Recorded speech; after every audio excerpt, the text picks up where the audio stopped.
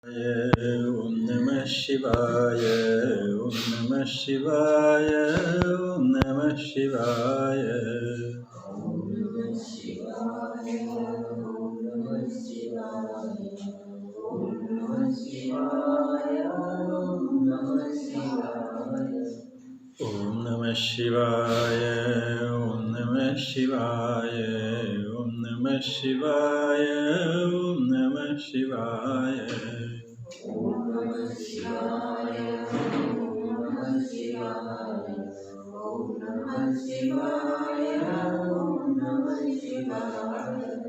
Om Namah Shivaya, Om Namah Shivaya, Om Namah Shivaya, Om Namah Shivaya.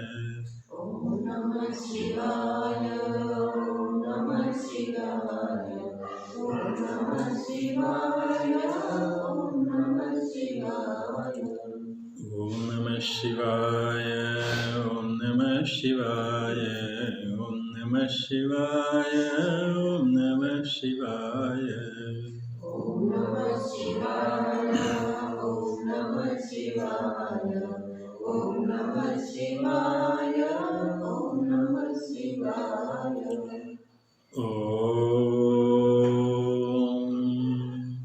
Sadashivasamārambhām Shankaracharya-madhyamām Asmadacharya-paryantām Vande Guru-paraṁparām Shruti-smriti-purāṇānaṁ Ālayam Karuṇālayam Namāmi Bhagavad-pādam Shankaram Lokashankaram Shankaram Shankaracharyam Keshavam Badarayanam Sutrabhasyakrito Vande Bhagavanto Punah Punah Ishvaro Gururatmeti Murtibheda Vibhagine Vyomavadvyaptadehaya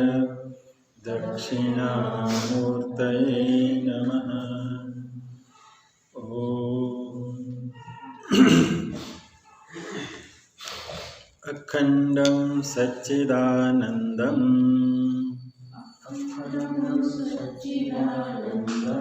Avang Manasagocharam Atmanam Akhiladharam Asraye Bhishta Siddhaye Arthatopyadvayanandam Atita Dvaita Vanataha Guru Naradhya Vedanta Saram Vakshe Yathamati.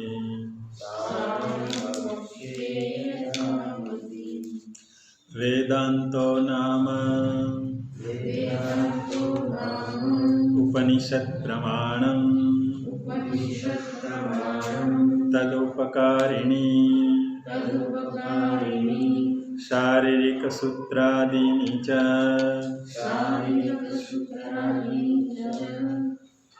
Asya Vedanta Prakaranatvat Pan Abhajan Tadiyehi Evanubandhehi Tadvatta Siddhena Te Prithag Alochaniyaha Tatranubandaha Namadhikari Visaya Sambandha Prayojanani.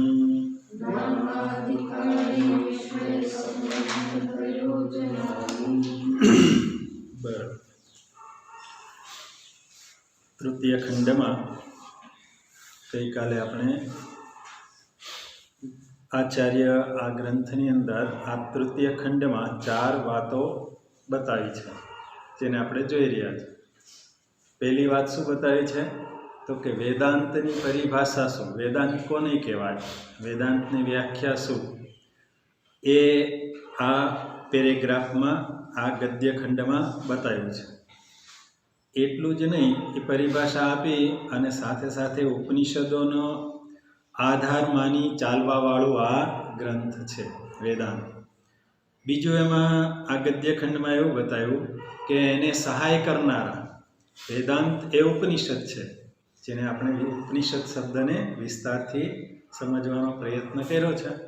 તો એ ઉપનિષદ જે છે એને એટલે કે વેદાંતને સહાય કરનારા ગ્રંથો કયા, એ આદિ શબ્દ દ્વારા અહીંયા બતાવે છે.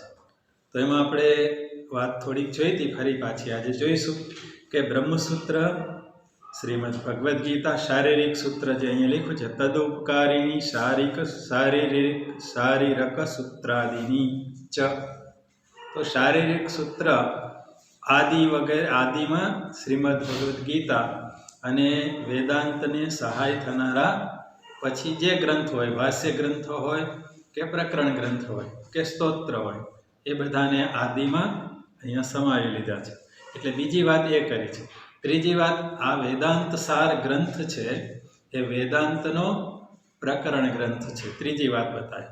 ચોથી વાત એ બતાવી કે વેદાંતનો જે અનુબંધ છે એ જ આ વેદાંત સારનો છે, માટે એના માટે અલગ અનુબંધ ચતુષ્ટયની અહીંયા આવશ્યકતા રહેતી નથી. બતાવે છે તો ખરા, પણ એ અનુબંધ કોનો છે? અહીંયા અનુબંધ ચતુષ્ટય બતાવશે હમણાં આચાર્ય બીજા ગદ્ય ખંડમાં, પણ એ વેદાંતનો જે અનુબંધ છે ચતુષ્ટય એ જ અહીંયા છે. હવે એમાં આપણે જોઈ રહ્યા હતા ગઈકાલે ઉપનિષદને વેદાંત કેમ કહેવાય? આપને આવો પ્રશ્ન થાય. ગઈકાલે આપણે વિચાર કર્યો કે ઉપનિષદ એ વેદાંત છે, અને એ વેદાંત, એને ઉપનિષદને વેદાંત કેમ કહ્યું? તો આપણે બીજી આજે વાતો જોઈએ. વેદાંત, વેદાંત એટલે એમાં 2 શબ્દ છે, વેદ અંત. વેદ અને અંત જોડાઈને વેદાંત થાય. હવે વેદ અંત, અંત એટલે અંતનો ભાગ. ગ્રંથ હોય એનો અંત એટલે આપણે આ પુસ્તકને ફેરવતા જઈએ તો છેલ્લું પાનું આવે એ શું થાય? છેલ્લું એ એનો અંત થયો. એમ વેદ જે ગ્રંથ માનીએ તો વેદનો અંત ભાગ જે છે, વેદસ્ય અથવા તો વેદાનામ અંત ભાગ વેદાંતસ્ય, વેદાંતસ્ય અંત ભાગ વેદાંત, વેદાનામ અંત વેદાંત. તો અહીંયા આ વેદાંત જે છે વેદાંત એ વેદનો અંતિમ ભાગ છે. વેદનો અંતિમ ભાગ શું છે? વેદાંત. અને અંતિમ વેદના અંતમાં શું છે? તો કે ઉપનિષદો છે. એટલે ઉપનિષદોને વેદાંત કહ્યું છે. ઉપનિષદને વેદાંત શું કામે કહ્યું છે? તો કે વેદના અંત ભાગમાં ઉપનિષદો રહેલા છે, માટે વેદાંત એ ઉપનિષદને વેદાંત એવું નામ આપવામાં આવ્યું. અહીં કહ્યું ને, ઉપનિષદ પ્રમાણ જ વેદાંત છે. વેદાંતો નામ ઉપનિષદ પ્રમાણ, ઉપનિષદ પ્રમાણ એ જ વેદાંત છે. ઉપનિષદને વેદાંત એટલા માટે કહું. એક વાત આપણે જોઈએ, અને ઉપનિષદમાં આમાં જે પ્રતિપાદિત સિદ્ધાંત છે અથવા તો વેદાંત દર્શન છે, એ દર્શન આ ઉપનિષદને એવું નામ આપ્યું છે, વેદાંત દર્શન કે વેદાંત સિદ્ધાંત. અને વિદ્વાનોએ તો ભિન્ન ભિન્ન વ્યાખ્યા કરી છે ઉપનિષદની, તો વેદની. તો વેદની જુદી જુદી વ્યાખ્યાઓ બતાવી છે વેદના વિષય વસ્તુને આધારે. વેદમાં જુદા જુદા વિષયોનું પ્રતિપાદન છે. કયા કયા વિષયોનું? તો કે એમાં આપણે વિભાગવાર તો ઘણા બધા થાય, પણ એમાં મુખ્ય જોઈએ તો સંહિતા ગ્રંથ. વેદને સંહિતા ગ્રંથ પણ કહેવાય, એટલે મંત્રોનો વિભાગ. ત્રીજું કહે છે બ્રાહ્મણ વિભાગ, એ બ્રાહ્મણ ગ્રંથ છે વેદમાં. એક પહેલો વિભાગ સંહિતા વિભાગ, જેની અંદર મંત્રો છે. બ્રાહ્મણ વિભાગમાં યજ્ઞયાગ વિધિ બતાવી છે, કેવી રીતે કરવી. આરણ્યક વિભાગની અંદર ઉપાસના છે, અને છેલ્લે આવે જ્ઞાનકાંડ, એ એ ઉપનિષદો. તો ઉપનિષદને જ વેદાંત કેમ કહ્યું? આવો પ્રશ્ન આપણને થાય ને. સંહિતા ગ્રંથને ન કહ્યું, બ્રાહ્મણ ગ્રંથને ન કહ્યું, કે પછી આરણ્યક વિભાગને કેમ વેદાંત ન કહ્યું? તો કે ઉપનિષદને જ વેદાંત કહ્યું. શું કામ કહ્યું? તો કે એનો અભિપ્રાય એવો છે કે આ બધામાં ઉપનિષદોની રચના અંતમાં છે. સંહિતા વિભાગ શરૂઆતમાં છે, પછી બ્રાહ્મણ વિભાગ છે, પછી આરણ્યક વિભાગ છે, અને સૌથી અંતે શું છે? ઉપનિષદો છે. અને વેદાંત શબ્દને જોઈએ તો વેદના અંત ભાગમાં જે છે એને ઉપનિષદ કહેવાય. એટલે વેદાંત એ ઉપનિષદ પ્રમાણ એ વેદાંત છે. એટલે વેદાંત એ જ ઉપનિષદ છે. ઉપનિષદ અને વેદાંત પાછા જુદા નથી. આપણે સમજવા જઈ રહ્યા છીએ કે વેદાંતને જ ઉપનિષદ કહેવાય. એટલે બીજી વાત જોઈએ. ત્રીજી વાત જોઈએ કે ઉપનિષદોને કેમ વેદાંત કહેવાય? પહેલી વાત આપણે જો એ સમજમાં આવી ને કે વેદના અંત ભાગમાં આ પ્રતિપાદિત જે વેદના સિદ્ધાંતો છે વેદાંતના, એ વેદના અંત ભાગમાં ઉપનિષદોમાં આવ્યા છે. એટલે ઉપનિષદ એને કહેવામાં આવ્યું, વેદાંતને. બીજું આપણે જોયું કે વેદાંતમાં વિષય વસ્તુને આધારે 4 વિભાગ છે: સંહિતા, બ્રાહ્મણ, આરણ્યક અને ઉપનિષદ, જ્ઞાનકાંડ. એમાં અંતે સૌથી શું છે? ઉપનિષદ છે. માટે વેદાંતને ઉપનિષદ કહેવાય. ત્રીજું જોઈએ તો એ પહેલાં તો આ ઉપનિષદો કે વેદો એ કંઈ ગ્રંથ રૂપે હતા નહીં. પહેલાં તો શું હતું? આચાર્ય ગુરુજી પોતાના શિષ્યોને આ મંત્રો શીખવતા હતા, એ બોલતા હતા, અને શિષ્યો એને સાંભળીને યાદ રાખી લેતા હતા. અને લેખનની કોઈ સામગ્રી હતી નહીં, કાગળ નહોતો, પેન નહોતી, એટલે એ સમયે ગ્રંથ નહોતા. હવે ગ્રંથ નહોતા ત્યારે આ વેદ મૌખિક રૂપે અથવા તો કંઠસ્થ રૂપે રહેલા હતા. એને એ સુરક્ષિત રાખવા માટે આ પરંપરા છે. અને આ જ્ઞાન પરંપરા એ ગુરુમુખેથી શિષ્ય દ્વારા શ્રવણ કરી અને એને સુરક્ષિત રાખવામાં આવી હતી. ગ્રંથ નહોતા છતાંય આપણા વેદો સુરક્ષિત હતા. કઈ રીતે? તો કે ગુરુ પોતાના શિષ્યોને આપતા હતા અને એ એના શિષ્યોને આપતા હતા અને એ યાદ રાખી લેતા હતા. અને આ ક્રમમાં જોઈએ તો ગુરુજન ઉપનિષદોનું અધ્યાપન એ સૌથી છેલ્લે કરાવતા હતા. પહેલાં સંહિતા વિભાગ, પછી બ્રાહ્મણ વિભાગ, પછી આરણ્યક વિભાગ, વેદનો એ બધું શીખવી દે, પછી એને સૌથી છેલ્લે ઉપનિષદ શીખવવામાં આવતા હતા. એને એ શિષ્યને અંતમાં આ વિદ્યા આપતા હોવાને કારણે એને ઉપનિષદ કહેવામાં આવે છે. અને ઉપનિષદો ક્યાં છે? વેદના અંત ભાગમાં. એટલે વેદાંત એ ઉપનિષદ છે. આગળ જો એ વિચાર કરીએ તો અધ્યયન ક્રમમાં ઉત્તરોત્તર અંતે કોણ આવે છે? ઉપનિષદ આવે છે. અને અંતિમ સ્થાન છે. અને એ સર્વસંમતિથી વિદ્વાનોમાં આચાર્યો દ્વારા સ્વીકાર કરવામાં આવ્યું છે કે વેદના જે અંત ભાગમાં આવેલા છે જે સિદ્ધાંતો, એને ઉપનિષદ એવું નામ આપવામાં આવ્યું છે.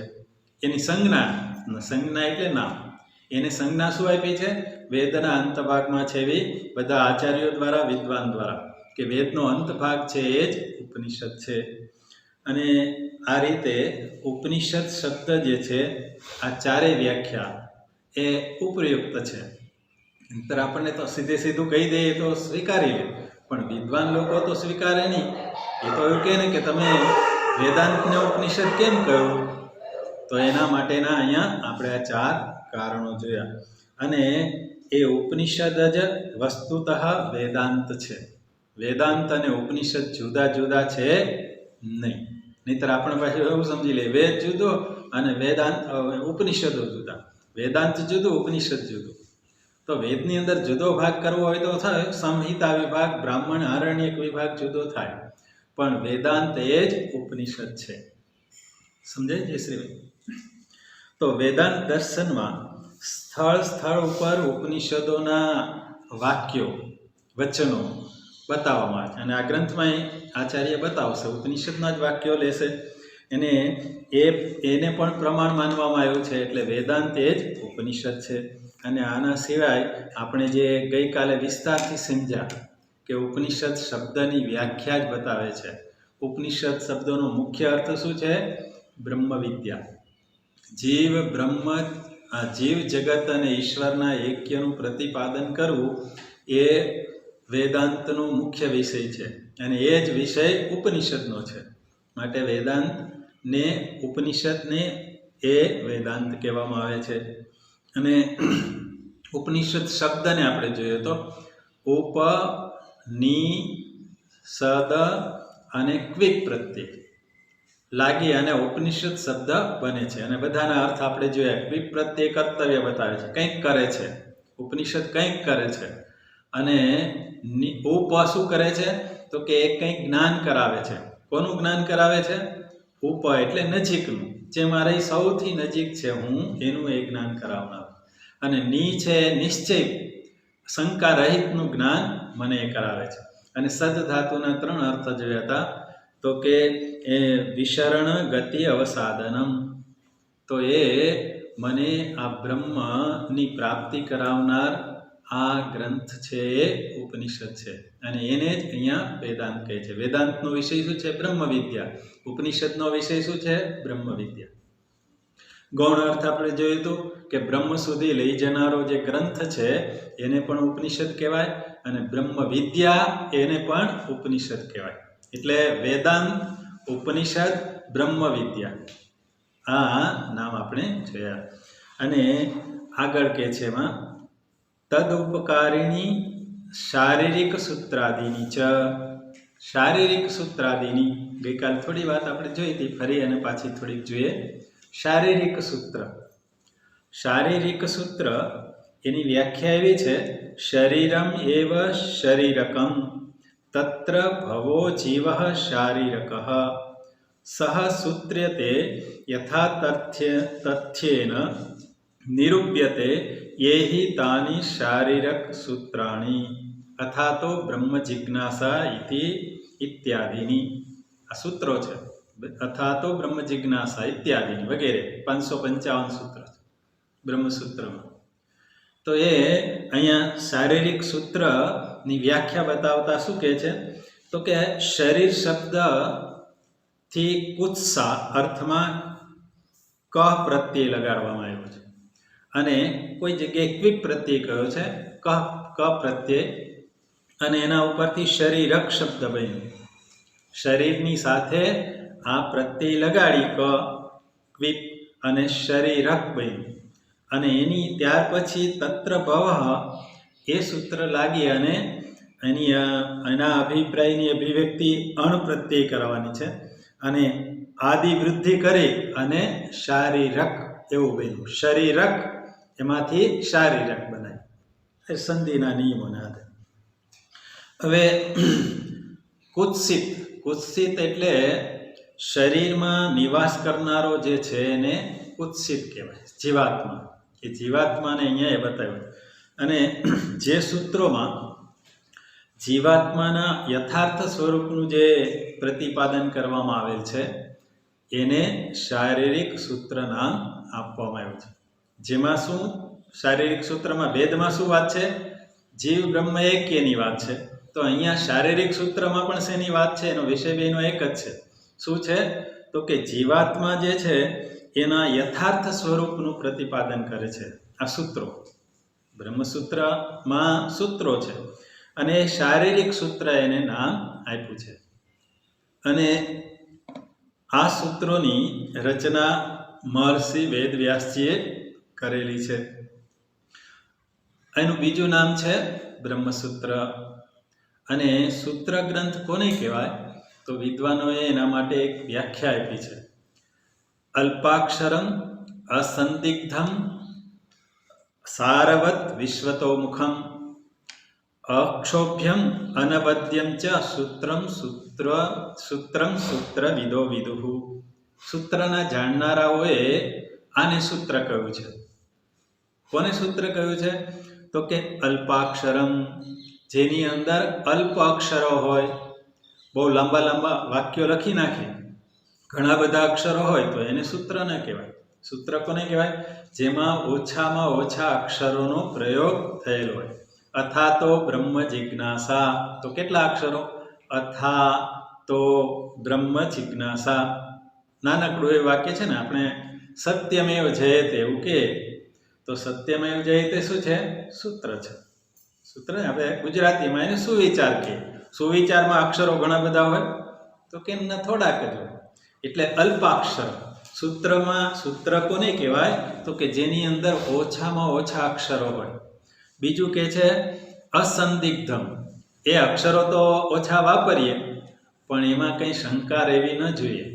શંકા રહિતના એ બધા અક્ષરો હોય જેમાં સંશય ઉત્પન્ન ન થવો જોઈએ. નહીંતર વાક્યો તો આપણે થોડાક બોલી દઈએ પણ એમાં આપણને કંઈ સ્પષ્ટ અર્થ સમજાય નહીં.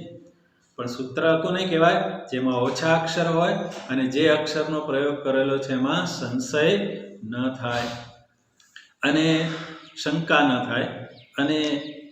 અને આગળ કે છે સારવત. પણ એ ઓછા અક્ષરો હોય પછી સંશય ન થાય એવું પણ હોય પણ એનો કાંઈ સાર જ ન નીકળે તો. એટલે જે વાક્ય મૂકેલું છે એ કેવું હોવું જોઈએ? સારરૂપ. મને કંઈક એમાંથી સારરૂપ મળી જવું જોઈએ. અને ત્રીજું કે છે વિશ્વતોમુખમ. વિશ્વતોમુખમ એટલે સર્વત્ર એ લાગુ પડતું હોવું જોઈએ. ખાલી ભારત દેશમાં જ નહીં, માનવ માત્રને લાગુ પડવું જોઈએ. એ વાક્યનું અર્થનું ગ્રહણ થવું જોઈએ. અને અક્ષોભ્યમ. અક્ષોભ્યમ એટલે જેમાં કોઈ બિનજરૂરી વિશેષણો કે વાક્યનો પ્રયોગ પણ ન થયેલો હોય. અનવદ્યમ. જે વ્યાકરણની દ્રષ્ટિએ જેની અંદર કોઈ પણ પ્રકારનો દોષ પણ ન હોવો જોઈએ. તો આવું જે વાક્ય હોય એને સૂત્રના જાણકારો શું કહે છે? સૂત્ર કહે છે. તો સૂત્ર અહીંયા સૂત્રમાં આગળ બ્રહ્મસૂત્ર, જેમાં બ્રહ્મની વાતો સૂત્ર દ્વારા દર્શાવી છે. ઓછામાં ઓછા અક્ષરોમાં, સંશય રહિત રીતે, સર્વત્ર લાગુ પડે એ રીતે, વ્યાકરણની દ્રષ્ટિએ પણ એમાં કોઈ દોષ ન હોય. વેદના મંત્રોમાં દોષ હોય વ્યાકરણની દ્રષ્ટિએ જોવા જઈએ તો ઘણી બધી ભૂલો એમાં જોવા મળે. આર્ષ પ્રયોગ જેને કહે, છાંદસ પ્રયોગ કહે. પણ સૂત્ર ગ્રંથોમાં એ નહીં હોય. સૂત્ર ગ્રંથમાં વ્યાકરણની ભૂલ રહિતનું એ વાક્ય હોવું જોઈએ. અને આવા સૂત્ર ગ્રંથોમાં વેદાંતનો સૂત્ર ગ્રંથ છે બ્રહ્મસૂત્ર, ભક્તિનો સૂત્ર ગ્રંથ છે નારદ ભક્તિ સૂત્ર, શાંડિલ્ય ભક્તિ સૂત્ર. કર્મનો સૂત્ર શું છે? તો કે જૈમિનીના ધર્મસૂત્રો છે. અને એના ત્રણેયના એક એક વાક્ય આપણે જોઈએ તો થોડાક જ અક્ષરો છે. અથા તો બ્રહ્મ જિજ્ઞાસા, અથા તો ભક્તિમ વ્યાખ્યાસ્યામઃ, અથા તો ધર્મ જિજ્ઞાસા. કર્મસૂત્રમાં પહેલું સૂત્ર આવું છે. તો એ સૂત્ર અહીંયા વેદાંત, અહીંયા શું કહે છે? તદ ઉપકારીણી. કોને ઉપકારીણી? તો કે વેદાંતને સહાયક બનનારા એવા સૂત્ર ગ્રંથ. એમાં સૂત્ર ગ્રંથમાં કયો આવે? શારીરિક સૂત્ર. શારીરિક સૂત્ર એટલે બ્રહ્મસૂત્ર. અને પછી આદિની લખ્યું છે. આદિની દ્વારા એ શ્રીમદ ભગવદ્ ગીતા અને અન્ય ગ્રંથો જે વેદાંતનું પ્રતિપાદન કરતા હોય એ બધા ગ્રંથોનો સમાવેશ આદિમાં કરવામાં આવ્યો છે. એટલે પછી શંકરાચાર્યજીનું ભાષ્ય હોય ગીતાજી ઉપર કે બ્રહ્મસૂત્ર કે ઉપનિષદો ઉપર, અને પ્રકરણ ગ્રંથો, આ બધા આદિ શબ્દમાં. પણ મુખ્યતયા કોને ગ્રહણ કરવામાં આવે છે? શ્રીમદ ભગવદ્ ગીતા આદિ દ્વારા. હવે શ્રીમદ ભગવદ્ ગીતાને અહીંયા વેદાંતમાં સહાયક ગ્રંથ તરીકે કેમ લેવામાં આવ્યો? એવો પ્રશ્ન થાય ને. જેમ આપણે જોઈએ ને, વેદાંતને ઉપનિષદ કહેવાય, ઉપનિષદ પ્રમાણે જ વેદાંત છે. એમ અહીંયા ભગવદ્ ગીતા સૂત્ર ગ્રંથોને આપણે વિચાર કર્યો કે જેમાં બ્રહ્મની જ ચર્ચા છે. વેદાંતમાં શેની ચર્ચા છે? જીવ બ્રહ્મ એક્યની. અને બ્રહ્મસૂત્રમાં પણ શેની ચર્ચા છે? જીવ બ્રહ્મ એક્યની. એટલે એને સહાય કરનારો એ ગ્રંથ છે. ભગવદ્ ગીતામાં જોવા જઈએ તો શ્રીમદ ભગવદ્ ગીતામાં પણ આત્મતત્વનું જ વિવેચન કરવામાં આવ્યું છે. અને એટલા માટે વેદાંતને અંદર સહાય થનારો આ ગ્રંથ છે શ્રીમદ ભગવદ્ ગીતા. અને એ શ્રીમદ ભગવદ્ ગીતાની અંદર ઉત્કૃષ્ટ વિવેચન જો કોઈ કર્યું હોય તો શેનું છે? આત્મતત્વનું. ઘણા બધા વિષયોની ચર્ચા છે.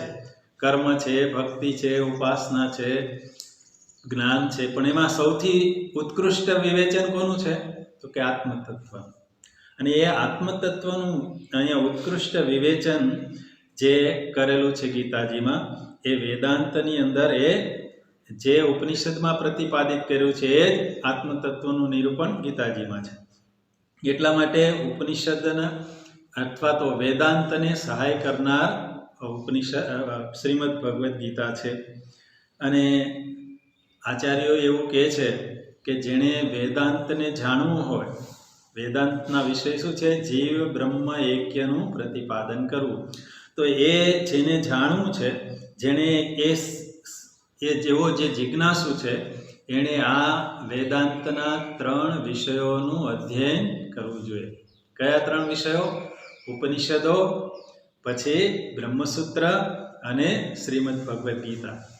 એટલે આપણી જે પરંપરામાં, આપણા ગુરુસ્થાનોમાં બધે મોટે ભાગે આ પ્રસ્થાનત્રય, જેને પ્રસ્થાનત્રય કહે, પ્રસ્થાન એટલે માર્ગ, બ્રહ્મ સુધી લઈ જનારા આ ગ્રંથો છે.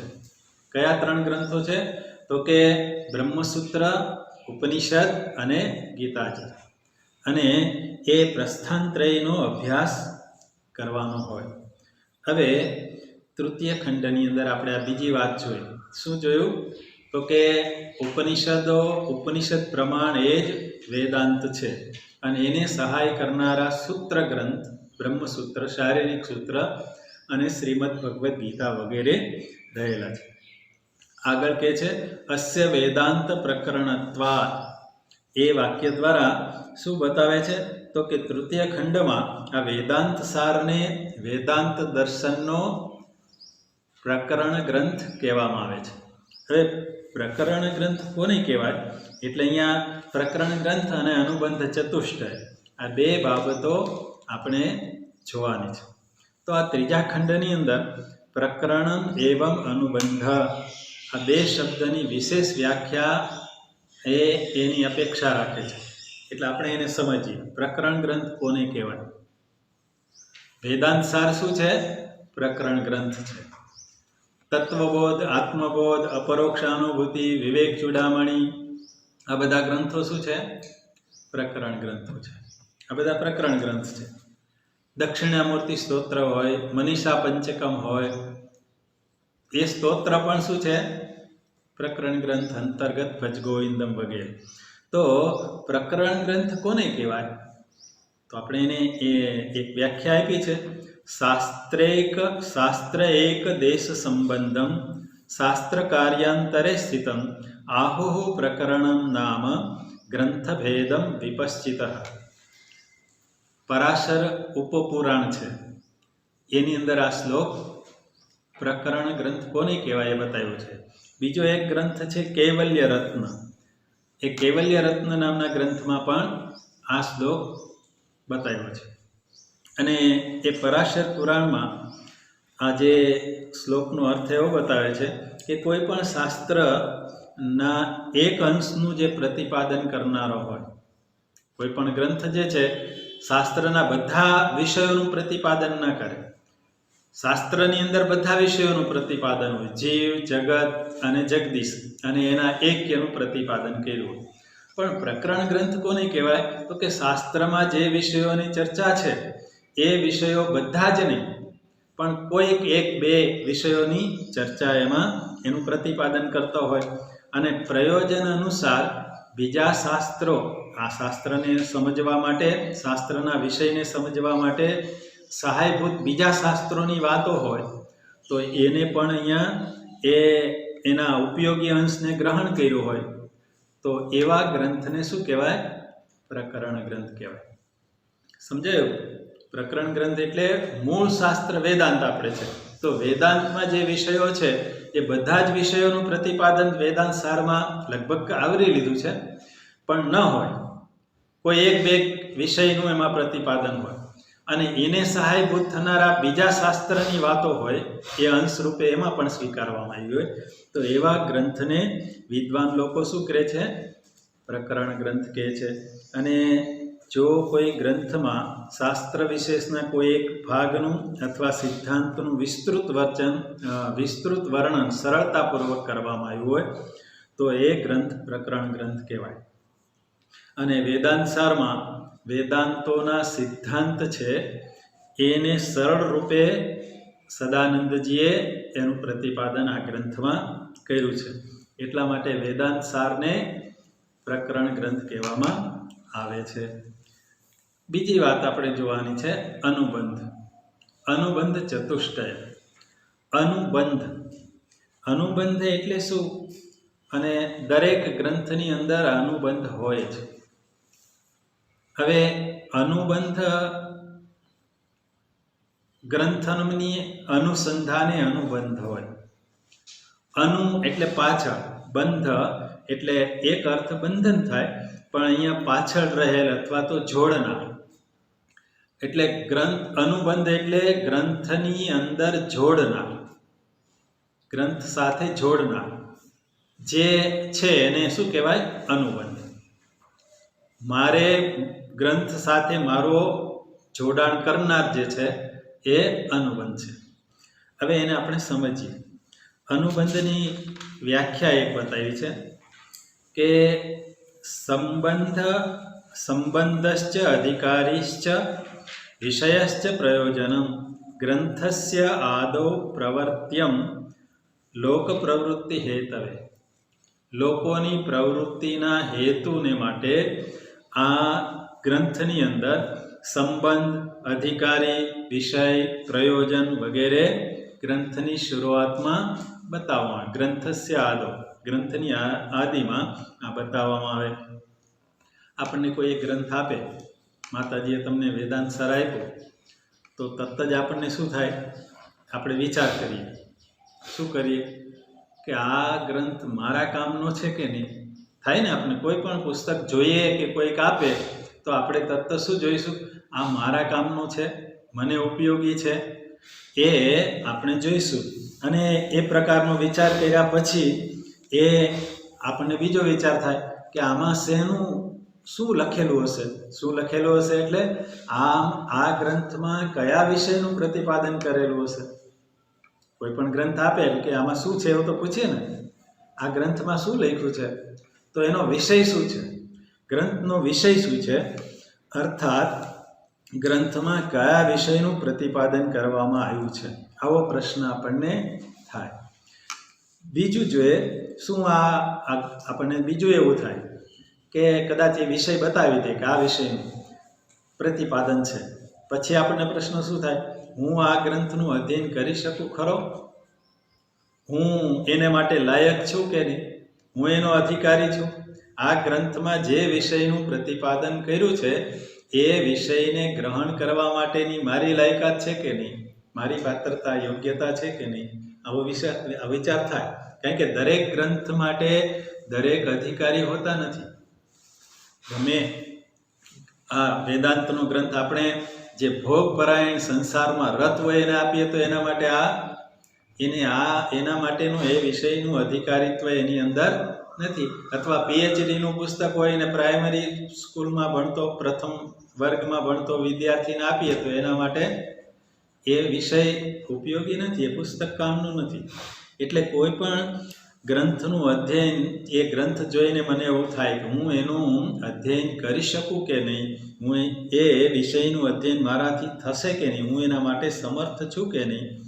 અને ચોથી બાબત આપણને એવી થાય કે આ પુસ્તકમાં પ્રતિપાદિત જે વિષય છે અને પુસ્તકના નામકરણ સાથે એનો શું સંબંધ છે? નામકરણ શું છે? વેદાંત સાર. અને પુસ્તક જે છે એની સાથે એનો સંબંધ શું? વેદાંત સારામાં બતાવ્યો છે, વેદનો સાર બતાવ્યો છે કે નહીં? એની સાથેનો સંબંધ શું રહેલો છે? એટલે પુસ્તકના નામકરણ અને વિષય સાથે સંબંધ શું છે? પુસ્તકનો વિષય અને એનું પ્રયોજન સાથે શું સંબંધ છે? એટલે ગ્રંથ અને વિષય સાથે સંબંધ, પ્રયોજન અને વિષય સાથેનો સંબંધ, એ સંબંધ પણ આપણે જોતા હોય. અને પછીની બાબત જોઈએ તો કોઈ પણ ગ્રંથને આપણે જોઈએ તો આપણને એવું થાય, કોઈક આપી દે આપણને બધું અધિકારીત્વ, મને લાગે કે ના મારે આ જોઈએ છે, એ આ ગ્રંથમાં છે વિષય, અને એ ગ્રંથનું અધ્યયન કરવાથી મને શું પ્રાપ્ત થાય? આવું જોઈએ ને કે પુસ્તક તો આપી દીધું, પણ પુસ્તક લઈને પછી મને થાય કે તમને પુસ્તક આપ્યું, પણ એ પુસ્તક વાંચવાથી મને શું લાભ થશે? એટલે પ્રયોજન શું છે આ પુસ્તકનું? એ કયા પ્રકારનું ફળ આપનારું છે? હું આ પુસ્તક વાંચીશ તો મને મારા શક્તિ અને સામર્થ્યનો વ્યય તો નહીં થાય ને? ઘણીવાર આપણે પુસ્તક વાંચી નાખીએ પછી થાય ઓરો આ પુસ્તક કંઈ વાંચવા જેવું નહોતું, એટલે આપણો સમય ગયો અને વાંચવામાં શક્તિ ખર્ચાઈ ગઈ. એટલે પુસ્તક જ્યારે મારી પાસે આવે ત્યારે એ પુસ્તકનું અધ્યયન કરવામાં મારો સમય અને શક્તિ એ વ્યર્થ તો નહીં જાય ને, આવું આપણે વિચારીએ છીએ. એને અહીંયા શાસ્ત્રમાં શું કહે છે? પ્રયોજન. અને એ ગ્રંથ મારા મનને અનુકૂળ હોય, મને જે ઈચ્છિત હોય એ પ્રમાણેનો એ ગ્રંથ હોય તો એ ગ્રંથને હું સારી રીતે વાંચીશ, અંત સુધી વાંચીશ અને એના ઉપર વિચાર પણ કરીશ. નહીંતર શું થશે? થોડુંક વાંચી છોડી દઈશ. કેમ? તો કે આ આપણા કામનું નથી. અને એ જે બતાવનાર છે, એટલા માટે કોઈ પણ ગ્રંથકાર છે આ બધી બાબતોને ધ્યાનમાં રાખીને ગ્રંથકાર શું કરે છે? ગ્રંથની શરૂઆતમાં અનુબંધ ચતુષ્ટય બતાવે છે. અને એ અનુબંધ ચતુષ્ટય કયા છે? 4 છે. કયા 4 છે? તો કે અધિકારી, વિષય, સંબંધ અને પ્રયોજન. આ 4 અનુબંધ ચતુષ્ટય છે. અને એ શાસ્ત્રની ભાષામાં આને અનુબંધ ચતુષ્ટય કહેવાય. આપણે સમજ્યા ગુજરાતીમાં કે આ પુસ્તક મને હાથમાં આપ્યું હોય તો હું તરત જ વિચાર કરીશ. અને આ અનુબંધ ચતુષ્ટય જે એને વિદ્વાનો એને આ પ્રકારે દર્શાવે છે. જ્ઞાતાર્થમ જ્ઞાત સંબંધમ શ્રોતુમ શ્રોતા પ્રવર્તતે ગ્રંથાદો તેન વક્તવ્ય સંબંધ સપ્રયોજનમ. 2 વ્યાખ્યાઓ બતાવી, 2 શ્લોકો. તો કે ગ્રંથની આદિમાં કોઈ પણ ગ્રંથકાર છે આ અનુબંધ ચતુષ્ટયનું પ્રતિપાદન કરે છે. વેદાંત સારમાં પણ અહીંયા કહ્યું છે કે વેદાંત પ્રકરણત્વાદ તદીયેહિ એવ અનુબંધેહિ તદ્વત્તા સિદ્ધેહે ન તે પૃથક આલોચનીયા. કે અહીંયા આ વેદાંત સાર એ વેદાંતનું જ પ્રતિપાદન કરનારો ગ્રંથ છે. માટે વેદાંતનો જે અનુબંધ ચતુષ્ટય છે એ જ વેદાંત સારનો અનુબંધ ચતુષ્ટય છે, એનાથી અલગ છે નહીં. આવી એ વાત ત્યાં કરી. એટલે અને હવે ગ્રંથને સમજવામાં આ અનુબંધ મારા માટે મદદરૂપ બને છે. એટલે કોઈ પણ ગ્રંથકાર છે એ ગ્રંથની શરૂઆતમાં અનુબંધની એ બતાવે છે. અને પ્રસ્તુત ગ્રંથ છે એટલે કે આ ગ્રંથ વેદાંત સારમાં પણ અનુબંધના ક્રમનું આપણે સમજવું જોઈએ. તાત્પર્ય શું છે?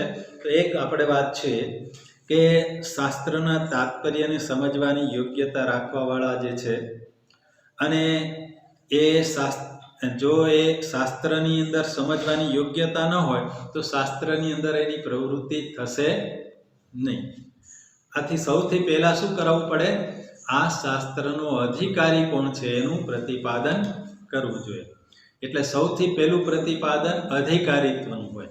એટલે અહીંયા પણ સદાનંદજી હવે પછી ચોથા વાક્યમાં એ ચોથા ખંડમાં, વાક્યમાં નહીં ગદ્ય ખંડમાં એ અધિકારીનું નિરૂપણ કરશે.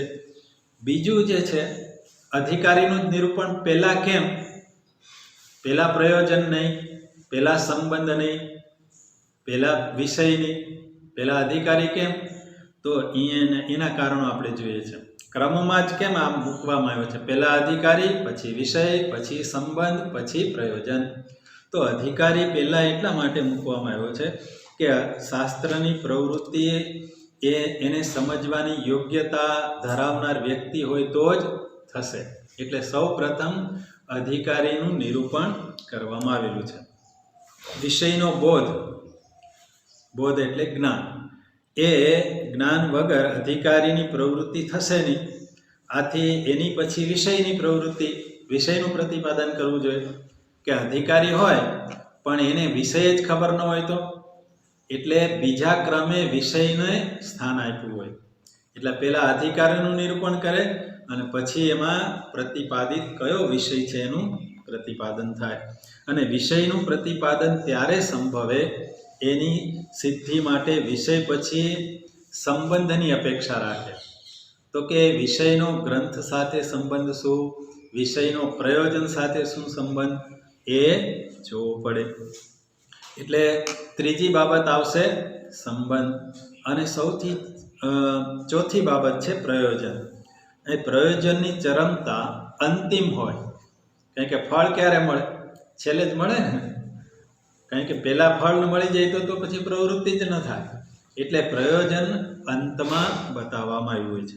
અને સદાનંદજીએ અહીંયા ગ્રંથમાં પહેલા જ શ્લોકમાં આપણે જોઈએ ને, આપણે અખંડમ સચ્ચિદાનંદમ એ પહેલો શ્લોક બોલ્યા, એ પહેલા જ શ્લોકમાં આ અનુબંધ ચતુષ્ટયનું પ્રતિપાદન કરી દીધું છે. પછી વિસ્તારથી કરે છે, પણ પ્રથમ શ્લોકમાં કહ્યું છે. પ્રથમ શ્લોકને આધારે આપણે જોઈએ તો સચ્ચિદાનંદ સ્વરૂપની પ્રાપ્તિ એ શું છે? પ્રયોજન છે. મને જીવનમાં કોની પ્રાપ્તિ કરવી છે? સચ્ચિદાનંદ એ પરમાત્મા છે, એની પ્રાપ્તિ કરવી છે. આ ગ્રંથનો વિષય શું છે એ કઈ રીતે બતાવ્યું છે? અખંડ સ્વરૂપ પરમાત્મા. અખંડ શબ્દ દ્વારા વિષય બતાવે છે, સચ્ચિદાનંદ શબ્દ દ્વારા પ્રયોજન બતાવે છે. ગ્રંથ અને વિષય વચ્ચેનો સંબંધ પ્રતિપાદક પ્રતિપાદ્ય એવો છે, અથવા તો પ્રાપ્ય પ્રાપક એવો સંબંધ રહેલો છે. અને પૂર્ણાનંદની ઈચ્છાવાળો એનો અધિકારી છે. અહીંયા એ રીતે ત્યાં પ્રથમ શ્લોકમાં અનુબંધ ચતુષ્ટય બતાવ્યો છે. ઉપદેશ ક્રમના અનુસાર પહેલા અધિકારીનું નિરૂપણ ગ્રંથમાં જોવા મળે, પછી વિષયનું, પછી સંબંધનું અને અંતે પ્રયોજન બતાવવામાં આવે. અને ગ્રંથના સંદર્ભમાં પ્રાથમિક પ્રશ્નોને આધારે ગ્રંથનું અધ્યયન કરનાર જે વ્યક્તિ છે એ પોતાને ગ્રંથ સાથે યોગ્ય રીતે જોડી શકે એ ઉદ્દેશથી આ 4 મુદ્દાઓની આવશ્યકતા રહેલી છે. હવે આપણને પ્રશ્ન એવો થાય કે આ 4 મુદ્દામાં પહેલો મુદ્દો જે છે એ અધિકારી છે. અને એના જવાબમાં જોઈએ તો એવું કહી શકાય કે મનુષ્યની બધી જ પ્રવૃત્તિ એ પોતાના તાત્કાલિક સુખ માટે હોય છે. કોઈ પણ પ્રવૃત્તિ કોઈ પણ વ્યક્તિ કરે તો એ શા માટે કરતી હોય? તો કે મને સુખ મળે તો હું પ્રવૃત્તિ કરું, દુઃખ મળે તો એ પ્રવૃત્તિ નહીં કરે, એમાંથી નિવૃત્ત થશે. એટલે સુખનો ત્યાગ કરી શાસ્ત્રમાં પ્રવૃત્તિ કોણ કરે? એટલે દરેકને પહેલાં શું ઈચ્છા છે કે મને કંઈક સુખ મળે, અને અથવા શાસ્ત્રની પ્રવૃત્તિ કરવી શક્ય નથી. કેમ ને? તો કે જ્યાં એને સુખ મળે છે ત્યાં એ જાય છે. એટલે વેદાંત શાસ્ત્રની શરૂઆતમાં અધિકારી કોણ છે એવું અહીંયા બતાવ્યું છે કે જેને આત્યંતિક સુખ જોઈએ છે, અને એ સુખ એને આ ગ્રંથમાંથી મળશે. અને ત્યાર પછી વિષયનું નિરૂપણ. ગ્રંથનો વિષય શું છે એ જાણ્યા વગર કોઈની પ્રવૃત્તિ પણ થતી નથી. કોઈ પણ પ્રવૃત્તિ કરે શું? તો કે વિષયને જાણીને પછી પ્રવૃત્તિ કરે. અને વિષય પછી સંબંધ નિરૂપણ આવે, જેમાં 2 પ્રકારનો સંબંધ છે: ગ્રંથ અને વિષય સાથેનો સંબંધ અને ગ્રંથ અને પ્રયોજન સાથેનો સંબંધ. અને પ્રયોજનનું શ્રેષ્ઠત્વ સિદ્ધ જ છે એવું દર્શાવી અને આ 4 મુદ્દાને આધારે વિસ્તારથી નિરૂપણ કરવામાં આવ્યું છે, જેને અનુબંધ ચતુષ્ટયથી બતાવ્યું છે. અને અહીંયા છેલ્લા વાક્યમાં કહ્યું તત્ર અનુબંધો નામ અધિકારી વિષય સંબંધ પ્રયોજનાની. તો તત્ર એટલે ત્યાં, ત્યાં એટલે ક્યાં? તત્ર એટલે ત્યાં, ત્યાં એટલે ક્યાં? વેદાંતમાં. વેદાંતમાં અલગ અનુબંધ ચતુષ્ટય વેદાંત સારનું નથી. વેદાંતનો જે અનુબંધ છે એ જ વેદાંત સારનો અનુબંધ છે. એટલે તત્ર એટલે ત્યાં, ત્યાં એટલે વેદાંતમાં. વેદાંતમાં જે અનુબંધ છે, અનુબંધ નામ, એમાં અધિકારી, વિષય, સંબંધ અને પ્રયોજન એ ક્રમમાં અહીંયા હવે આચાર્ય સદાનંદજી ચોથા ગદ્યખંડમાં એ અધિકારીનું નિરૂપણ કરતા કહે છે. આગળ શું કહે છે? અધિકારી તુ વિધિવત અધીત વેદ વેદાંગત્વેન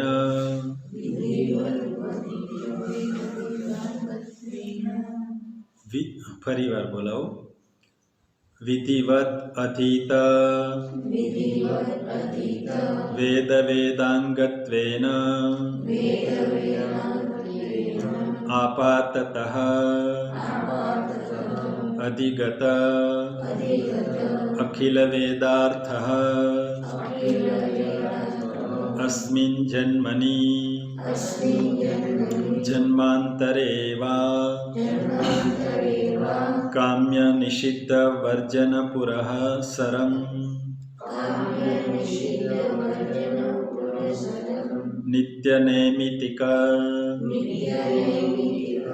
પ્રાયશ્ચિત ઉપાસના અનુષ્ઠાનેન નિર્ગત નિખિલ કલ્મષતયા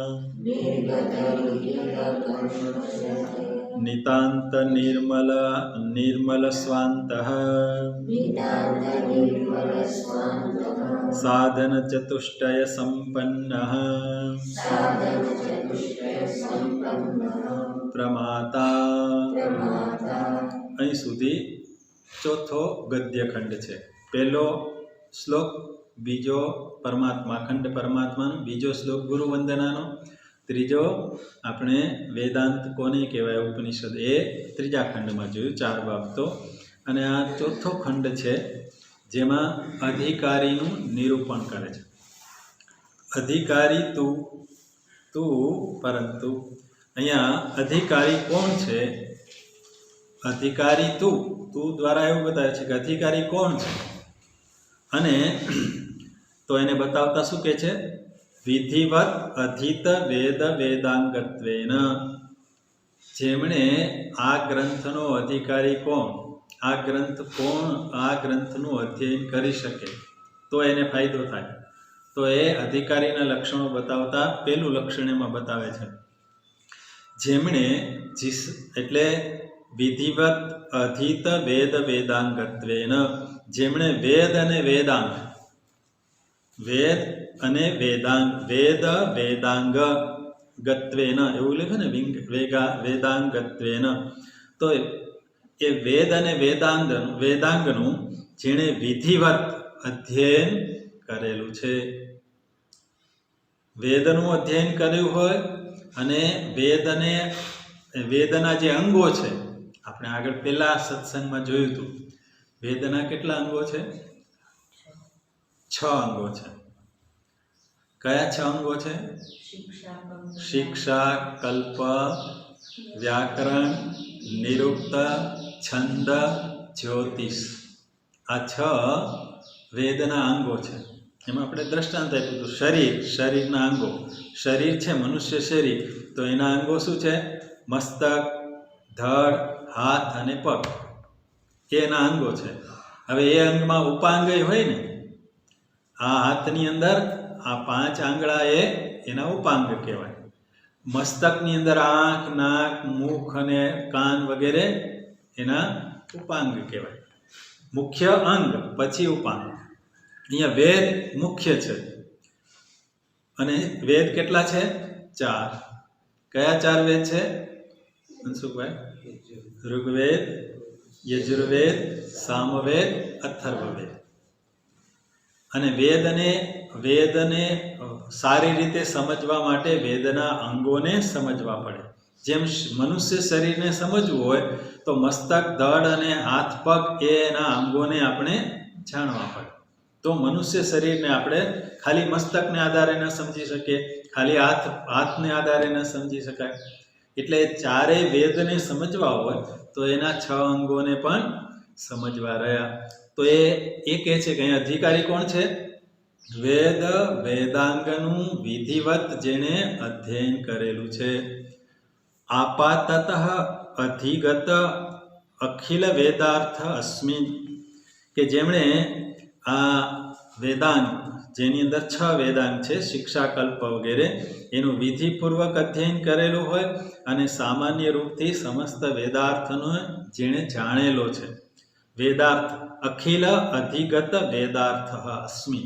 અસ્મિન એટલે જેમણે, એમણે એટલે અધિકારી. અધિકારી જે છે એમણે અખિલ વેદના અર્થને જાણેલો.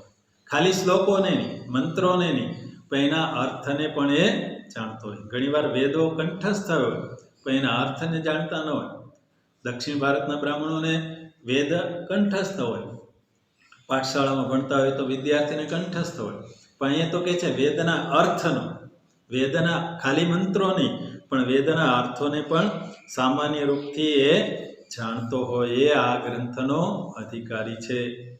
પછી બીજું કે છે વેદ વેદાંગ ને સંપૂર્ણ રીતે એના વિધિવત જાણતો હોય, અર્થતઃ જાણતો હોય. અને આગળ કહે છે ક્યારે એણે જાણ્યો હોય. આપણને એવું થાય આમાં તો હું તો કાંઈ વેદ શું વેદાંગ નહીં જાણતો નથી અને મંત્રય મને તો આવડતા નથી, અર્થતઃ તો પછીની વાત છે, તો હું તો અધિકારી નહીં ને વેદાંત સારનો. તો કે ના, એ આ બધું અધ્યયન એણે કરેલું હોય. ક્યારે કરેલું હોય? તો કે વેદાંત સારનો ગ્રંથનું અધ્યયન કરે એ પૂર્વે. પણ આમાં તો મેં કંઈ કર્યું નથી. તો આચાર્ય અહીં કહે છે કે આ બધું ક્યારે થયેલું હોય? જન્મની જન્માંતરે વા.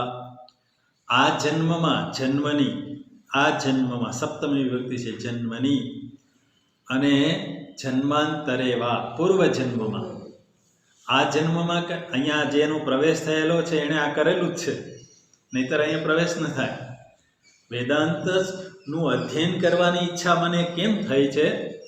તો કે આ મેં કંઈક કરેલું છે, આ જન્મમાં કરેલું છે અથવા તો પૂર્વ જન્મમાં કરેલું છે. ગીતાજીમાં કહ્યું ને કે યોગ ભ્રષ્ટની સ્થિતિ બતાવી છે. સૂચિનામ શ્રીમતામ ગેહે યોગ ભ્રષ્ટો બી જાય છે. યોગ ભ્રષ્ટ જે થયેલો જીવ છે એ ફરી પાછો એની યાત્રા શરૂ કરવા માટે આવે. એટલે મેં આ વેદ કે વેદાંગનું અર્થતઃ વિધિવત અધ્યયન આ જન્મમાં અથવા તો પૂર્વ જન્મમાં કરેલું હોવું જોઈએ. એ આ ગ્રંથનો અધિકારી છે. આગળ કહે છે કામ્ય નિષિદ્ધ વર્જન પુરસ્સરમ. અને આ અધિકારી કોણ છે? જેણે આ જન્મ કે પૂર્વ જન્મમાં પણ કામ્ય અને નિષિદ્ધ કર્મોને છોડેલા છે. કામ્ય કર્મ એના જીવનમાં એટલા જ છે. કેટલા છે? તો કે આ જીવન ટકી રહે એટલા માટેના છે. આહાર નિદ્રા એ જે કરે છે અથવા તો શબ્દ સ્પર્શ રૂપ રસ ગંધને એ ગ્રહણ કરે છે, તો એ કેટલા ગ્રહણ કરે છે? આ શરીરને ટકાવી રાખવા પૂરતા છે, એટલા જ. એનાથી વધારે કામ્ય કર્મ એના જીવનમાં નથી. અને નિષિદ્ધ કર્મ જેના જીવનમાં નથી. આગળ આ વાતો આપણે વિસ્તારથી બીજા ત્રીજા પ્રવચનમાં જોઈ હતી. એ જ વાતો અહીંયા વેદાંત સારમાં અહીં બતાવી છે. એટલે આ વાતોને આપણે ટૂંકમાં જોઈશું. એટલે કામ્ય નિષિદ્ધ કર્મોથી જેણે છોડેલા છે અને અત્યારે તો શું કરે છે? કામ્ય કર્મ નથી, નિષિદ્ધ કર્મ નથી, તો આગળ બતાવે છે નિત્ય નૈમિત્તિક પ્રાયશ્ચિત ઉપાસના અનુષ્ઠાનેન નિર્ગત નિખિલ કલ્મષતયા. એટલે એણે શું કર્યું છે? તો હવે કરે છે શું? તો કે કામ્ય અને નિષિદ્ધ કર્મનો આ જન્મ કે પૂર્વ જન્મમાં ત્યાગ થયેલો છે. આ જન્મમાં એ નિત્ય કર્મ, નૈમિત્તિક કર્મ, પ્રાયશ્ચિત કર્મ અને ઉપાસના અનુષ્ઠાન આ બધું કરે છે. જેના વડે શું થયું છે? સમસ્ત કલ્મશ. અહીં કહ્યું છે નિખિલ કલ્મશ. સમસ્ત અહીંયા નિખિલ શબ્દ વાપર્યો છે. નિખિલ, અખિલ, સર્વ. તો અહીંયા બધા જ પાપ કર્મ, કલ્મશ એટલે પાપ, બધા જ પાપનો જેને નાશ કર્યો છે. કેવી રીતે કર્યો છે? પાપનો નાશ કેવી રીતે કર્યો છે? નિત્ય કર્મ, નૈમિત્તિક કર્મ, પ્રાયશ્ચિત કર્મ, ઉપાસના એટલે અનુષ્ઠાન વડે. ઉપાસનાની અંદર ઉપાસનાના જે અનુષ્ઠાન કર્યું ઉપાસનામાં, જેના વડે એને શું થયું છે? સર્વ કલ્મશ નિવૃત્ત થયા છે. અને કેવું છે? નિતાંત નિર્મલ સ્વાંત. જેનું અંતઃકરણ કેવું છે? નિતાંત નિર્મલ સ્વાંત. સ્વાંત એટલે અંતઃકરણ. જેનું અંતઃકરણ નિતાંત એટલે અત્યંત શુદ્ધ થયેલું છે, એ શુદ્ધ અંતઃકરણવાળો અને સાધન ચતુષ્ટય સંપન્ન, સાધન ચતુષ્ટયથી જે સંપન્ન છે, સાધન ચતુષ્ટય એટલે 4 સાધનોથી જે સંપન્ન છે એ અધિકારી છે. તો અધિકારીના લક્ષણો અહીંયા ઘણા બધા બતાવ્યા છે આ ચોથા ગદ્યખંડમાં. અને આવું સાધન ચતુષ્ટય આગળ આપણે કયા ચતુષ્ટય જોયા? અનુબંધ ચતુષ્ટય. અનુબંધ ચતુષ્ટય શેના સંદર્ભમાં? ગ્રંથના સંદર્ભમાં. સાધન ચતુષ્ટય શેના સંદર્ભમાં છે? અધિકારીના સંદર્ભમાં. અધિકારી કેવો હોવો જોઈએ? જેની અંદર 4 સાધનો છે. કયા 4 સાધનો છે? વિવેક, વૈરાગ્ય, શમ, દમ, ઉપરમ, તિતિક્ષા, શ્રદ્ધા, સમાધાનમ. આ 6 સંપત્તિ અને મુમુક્ષુત્વ.